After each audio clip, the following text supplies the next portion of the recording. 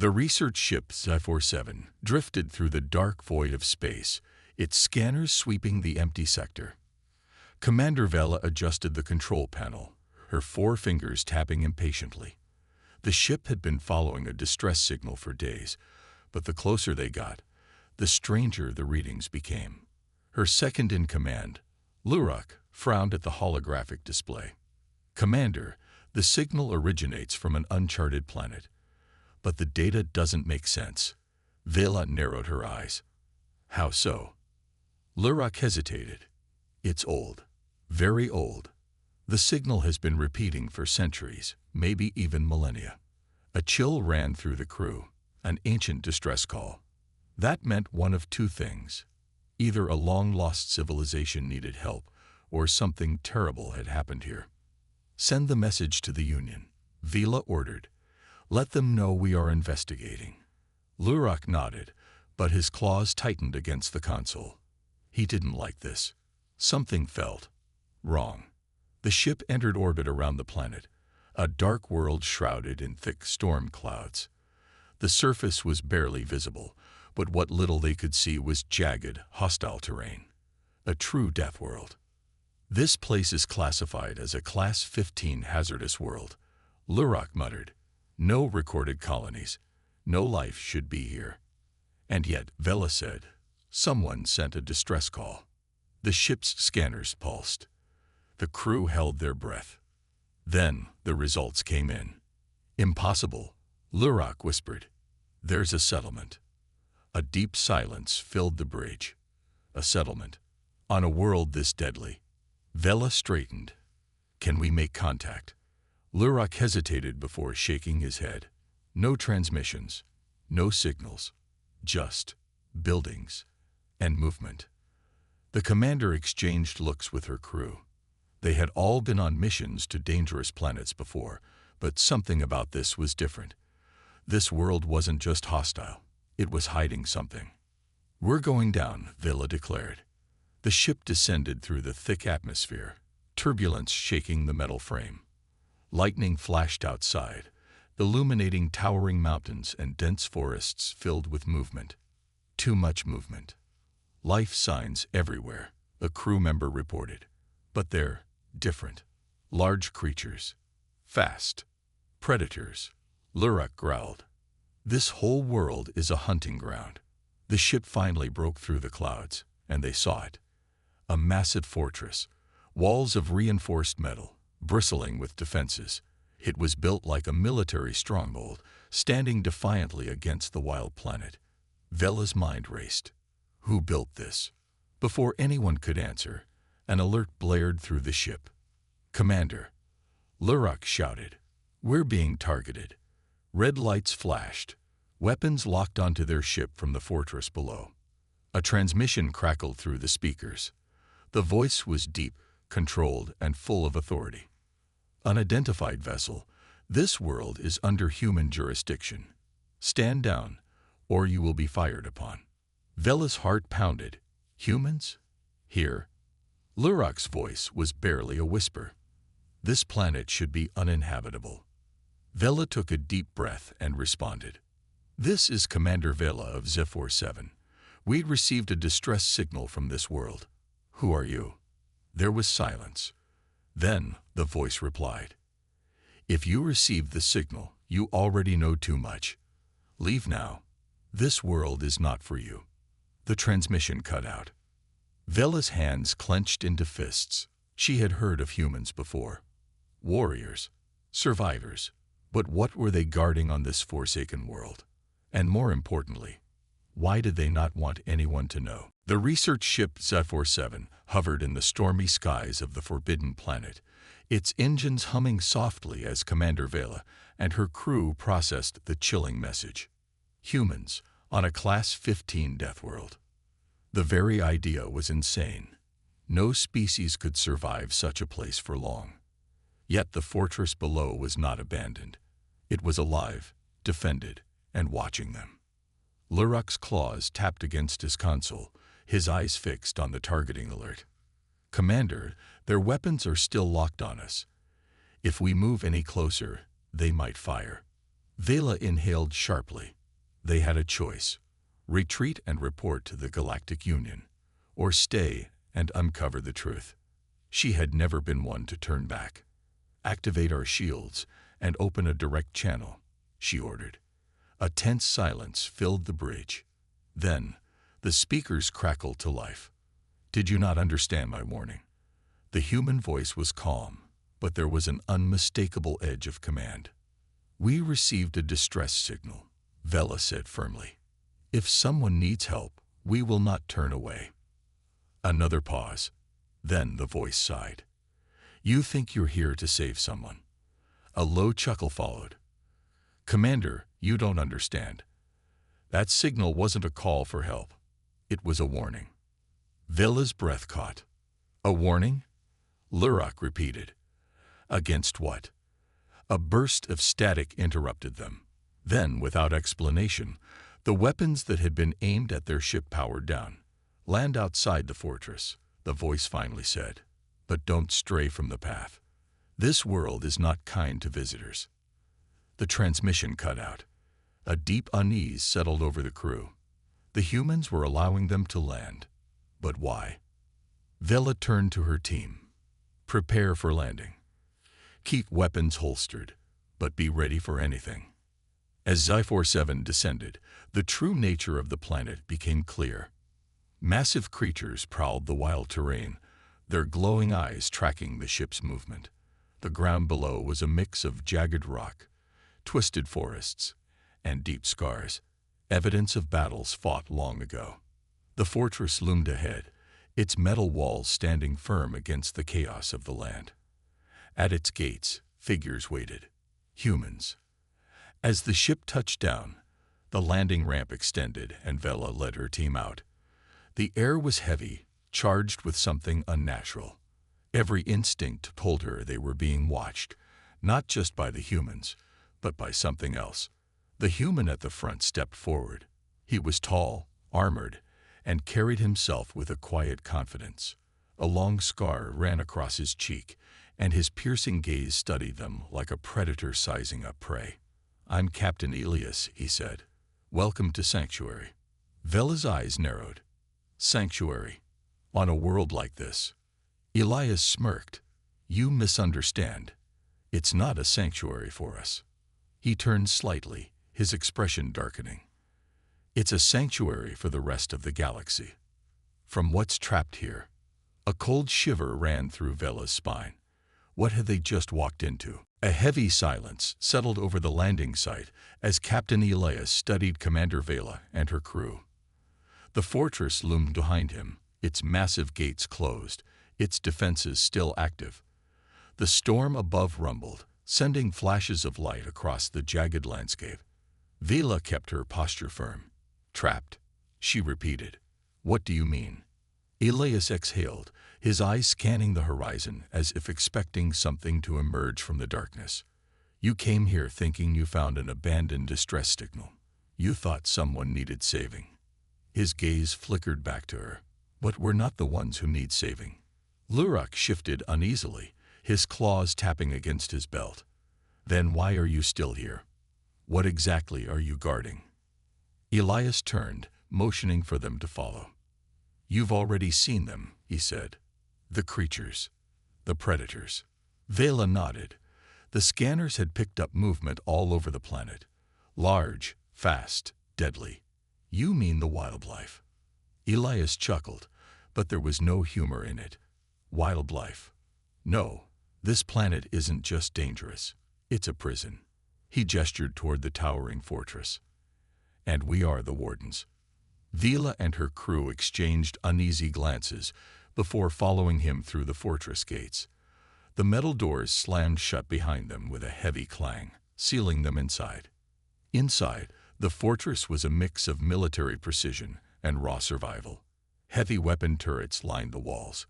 Crates of ammunition were stacked in corners, and soldiers, human soldiers, moved with quiet discipline. They weren't just surviving here. They were preparing. Vela glanced at the banners along the walls. Some bore old human military insignia, others symbols she didn't recognize. "How long have you been here?" she asked. Elias didn't answer right away. Instead, he led them deeper into a large chamber filled with monitors, maps, and faded records. He pulled up a holographic display showing the planet's surface, marked with red zones. This planet was discovered centuries ago, Elias finally said. Back then, we didn't know what it really was. A few brave, or foolish, explorers landed, thinking they had found an untouched world. He shook his head. They didn't last long. Lurak crossed his arms. What killed them? Elias zoomed in on one of the red zones. The image was grainy, but it showed a massive shadow moving through the wilderness. Eyes gleamed from the darkness, something impossibly large shifting through the trees. Vela's pulse quickened. What is that? Elias turned to face them, his expression grim. A mistake. The room fell silent. Elias shut off the display and continued. These creatures aren't just predators. They are something else. Something designed. Something ancient. The records don't say where they came from, only that they were meant to be sealed here. Forever. Vela felt a chill. Designed. You mean, engineered. Elias nodded. A long-dead race built them. We don't know why, and we don't know how. But they underestimated their own creations. He gestured to the fortress. We hold the line. If we fail, if even one of them gets off this planet, the entire galaxy is at risk. Lurak's spines bristled. Then why send a distress signal? If you didn't want help, why risk attracting attention? Elias hesitated before responding. We didn't. Vela stiffened. Then who did? Before Elias could answer, an alarm blared through the fortress. Red lights flashed. The soldiers snapped to attention, grabbing weapons and rushing to defensive positions. Elias swore under his breath. Damn it. They're moving. Vela followed his gaze to a large monitor showing the perimeter defenses. The motion sensors were lighting up all at once. Something was coming. Elias turned to her. You wanted the truth, Commander. He grabbed his rifle. You're about to see it firsthand. The fortress shook with distant impacts as the alarm blared. Commander Vela and her crew stood frozen, eyes locked on the large monitor displaying dozens of red blips moving toward the outer walls. Elias barked orders to his soldiers, who scrambled to defensive positions. Massive turrets whirred to life, scanning the terrain beyond the walls. The tension in the air was thick, heavy with something more than fear, anticipation. Vela gripped her sidearm. What's coming? She demanded. Elias didn't look at her as he checked his rifle. A test. Lurak's spines bristled. A test. Elias finally turned, his expression unreadable. They do this every few weeks. They push, probe, study us. He nodded toward the screen. They're looking for weaknesses. A sick feeling curled in Vela's stomach. They're learning. Elias gave a humorless chuckle. They've been learning for centuries. The ground outside trembled. Then, from the swirling mist beyond the walls, they appeared. The creatures moved like shadows, their massive, sleek bodies shifting unnaturally fast. Their glowing eyes pulsed with a predatory light. Some moved on 4 legs, others on 6.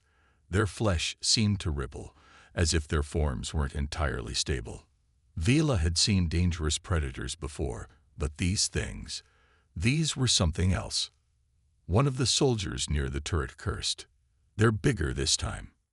Elias didn't react. He simply raised his weapon and aimed toward the incoming horde. Fire. The fortress lit up with gunfire. Heavy cannons roared, spitting energy rounds into the charging beasts. Explosions ripped across the battlefield, tearing into the creatures. But they didn't stop. Some fell, their bodies collapsing into unnatural heaps. But the others, they adapted. Vela watched in horror as one creature that had been hit by an energy blast didn't die. Its body shuddered, the burned flesh knitting itself back together. It absorbed the damage, evolved before her eyes. What in the stars? Lurak whispered. Elias cursed. They're mutating faster. One of the beasts lunged at the outer wall, its claws sinking into the reinforced steel. It climbed, ignoring the gunfire that riddled its hide. Another turret swiveled toward it and unleashed a concentrated energy blast. The creature shrieked, a sound that made Vela's blood turn cold, but instead of falling, its body twisted. It melted into the shadows, and then it was gone. Vela's stomach dropped. It disappeared. Before she could finish, a screech echoed from above. The same creature had teleported onto the fortress wall. Chaos erupted. Soldiers turned their weapons, but the beast moved too fast. It lunged into the nearest human, its claws slicing through armor like paper. Elias didn't hesitate. He fired a precise shot, hitting the creature in the head. This time, it collapsed, dead. Vela's mind raced. They can phase through matter. Elias gritted his teeth. Not all of them, not yet, but if they keep evolving. He didn't finish. He didn't have to. A new sound rumbled through the battlefield, a deep guttural growl. The creatures stopped. Even the ones still attacking the walls froze in place. Then, as if commanded by an unseen force, they retreated. The battlefield fell silent, the storm overhead casting eerie light across the ruined landscape. Vela's breath came fast. They left. Elias exhaled sharply, lowering his weapon. No, they're waiting. Luruk's claws twitched. For what? Elias's gaze was fixed on the misty horizon. For their leader. A thick, unnatural silence settled over the battlefield. The creatures had retreated into the mist, their glowing eyes fading into the shadows. But the tension in the air hadn't lessened. It had only grown worse. Vela turned to Elias, their leader. Elias nodded grimly. They never attack this hard unless it's watching. Luruk's spines stood on end. Watching? You mean it's studying us? Elias didn't answer immediately. Instead, he turned toward the fortress wall, his fingers tightening around his rifle. No one's ever seen it up close. Not and lived. Vela felt a shiver run down her spine. The creatures were terrifying enough on their own, but they had a leader, a mind guiding them. The sky rumbled with distant thunder. The storm was thickening, the swirling clouds above shifting in unnatural ways. And then it appeared, a figure barely visible through the mist, taller than anything Vela had seen before. It didn't walk like the others. It moved differently. It didn't rush. It didn't charge. It stalked. As it stepped forward, the smaller creatures parted, lowering their heads as if in submission. Vela's throat went dry. What is that? Elias spoke, his voice barely above a whisper. The apex. The mist cleared slightly, revealing more of the being's form. Unlike the others, its shape wasn't constantly shifting. It was stable, controlled, perfect. Massive, armored plating covered its body, its dark surface pulsing with eerie organic energy. Its elongated skull had no eyes, just smooth, featureless blackness where a face should be. But Vela could feel its gaze, as if it were looking straight through her. Then the fortress scanners picked up something new. A signal, a transmission. It wasn't coming from the fortress. It wasn't coming from Vela's ship. It was coming from the apex. Elias's expression darkened as he pulled out his communicator. A distorted voice crackled through the static, deep and resonant. Human. The single word sent a chill through everyone. Vela's heart pounded. It can communicate. The voice spoke again, clearer this time. You have held the line for centuries. You have fought, bled, and survived. A pause. The apex took another slow step forward. But your time as wardens is over. Elias's grip on his rifle tightened. Like hell it is. The apex tilted its head slightly. You were never meant to be the final guardians. Vela felt the weight of those words sink into her chest. Then who was? The apex remained still for a moment.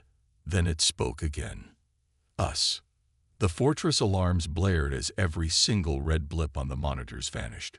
The creatures were gone. Elias muttered under his breath, his expression unreadable. They weren't trying to break out. Vela's breath hitched. The realization hit her like a thunderbolt. They were waiting for us to step aside. A heavy silence followed the Apex's words. Vela, Elias, and Lurak stood frozen, the weight of the revelation pressing down on them like a suffocating force. They were never the final guardians. The creatures hadn't been attacking to escape. They had been testing, studying, waiting. Vela's fingers curled into fists. You expect us to just, what? Hand over our place. Stand aside. The Apex didn't move. Its featureless face remained fixed on them, unreadable. Your duty is fulfilled. Elias's jaw tightened. The hell it is. The Apex tilted its head slightly. You misunderstand. Asterisk, asterisk, asterisk, asterisk. We are not your enemy. The air grew heavy. The storm thickened, lightning flashing through the clouds like veins of fire. The creatures in the mist remained silent, watching, waiting. Vela narrowed her eyes. Then why the attacks? The constant battles. Preparation. The Apex's voice was calm, unshaken. The true war has not yet begun. Something about those words made the hair on Vela's arms stand up. Elias took a step forward. If you're so powerful, why haven't you fought it yourselves? The Apex finally moved, raising one massive clawed hand. The sky cracked open. A tear, a wound in reality itself, split through the heavens above them. And beyond it, darkness. Not the emptiness of space, not the abyss between stars. This was something deeper, something alive. It pulsed, it shifted, it watched. And then, from the rift, came a sound. A low, reverberating whisper. Lurak staggered back, his entire body trembling. No, that's not possible. Vela barely registered his words. She couldn't move. She couldn't breathe. The whisper wasn't made of words. It was made of hunger. The Apex lowered its hand, and the rift sealed itself shut. But the whisper still echoed in Vela's mind. We have held them back. The Apex's voice was quieter now. But the seal weakens. Elias's expression darkened. And you think we're not strong enough to hold the line? The Apex didn't answer immediately. Then it spoke a single word. Alone. Vela's chest tightened. The pieces were falling into place. The creatures weren't attacking to break free. They weren't trying to wipe out humanity. They had been preparing, training, because something worse was coming. Vela exhaled shakily. Then tell us what we're fighting. The Apex stepped closer. The ground trembled beneath its weight. We are. The Apex's final words echoed through the fortress. We are. Vela's mind raced. What did that mean? Elias's grip on his rifle tightened. You mean to tell us, you are the threat? The Apex was still. Then, with a slow, deliberate motion, it raised its clawed hand and pointed toward the sky. Not at the storm, not at the stars. At the space beyond. Vela followed its gesture, dread crawling through her veins. The sky warped. Something pulsed beyond the clouds, shifting in a way that made her stomach turn. There was something else out there. Something worse. The Apex finally spoke. We are the first line of defense. Lurak's voice was barely a whisper. The first. The Apex turned its head toward Elias. You were the second. Vela's breath hitched. Wait, you mean? Your kind was never meant to fight alone. You were chosen to fight beside us. Silence. Heavy, suffocating silence. Elias let out a sharp laugh, but there was no humor in it. That's rich. You've spent centuries trying to kill us. The Apex didn't move. No, we spent centuries making sure you were strong enough. Vela's blood turned cold. All the wars, the endless battles, the brutal, merciless fights against these creatures. It had never been a war of extermination. It had been a crucible. Lurak swallowed hard. You were testing us. The apex remained silent for a moment. Then it nodded. You have survived. You have adapted. You have proven yourselves. It turned back toward the sky, where the darkness pulsed beyond the storm. But the true enemy has awakened. Vela felt the weight of those words settle in her chest. Something worse than the apex. Something worse than the creatures they had fought for generations. A force that even these monsters feared. Elias exhaled sharply. And now, you want us to fight with you. The apex turned back to face him. No. The wind howled through the fortress walls. The storm raged overhead. And then the apex spoke its final words. We need you to lead us. Vela's breath caught in her throat. Lead you. The apex remained motionless, its massive form looming in the darkness. The creatures behind it, beasts that had once been humanity's greatest enemy, stood silent, waiting. Elias took a step forward, his voice sharp. You're telling us, you spent centuries making sure we were strong enough. And now, when the real fight is coming, you want us to take charge. The apex's head tilted slightly. You were not just chosen to survive. You were chosen to command. Lurak let out a hollow laugh. This is insane. We've been at war for so long, and now you expect us to believe we were meant to fight together. The apex's voice was unwavering. You have surpassed us. Vela felt something shift in the air, a sense of inevitability. For years, humanity had believed it was clawing its way up the galactic hierarchy, fighting for survival. But now, the truth was clear. They had never been prey. They had never been the hunted. They had been in training. Elias exhaled slowly, his grip on his weapon loosened. So what now? The apex turned toward the sky. The storm had begun to clear, but beyond it, the black void pulsed. Something was coming. Something old. Something powerful. Something that made even the apex afraid. It spoke one final time. Now humanity takes its rightful place. Vela looked at Elias. He looked at Lurak. They had spent their whole lives fighting a war they thought they understood. But this was just the beginning.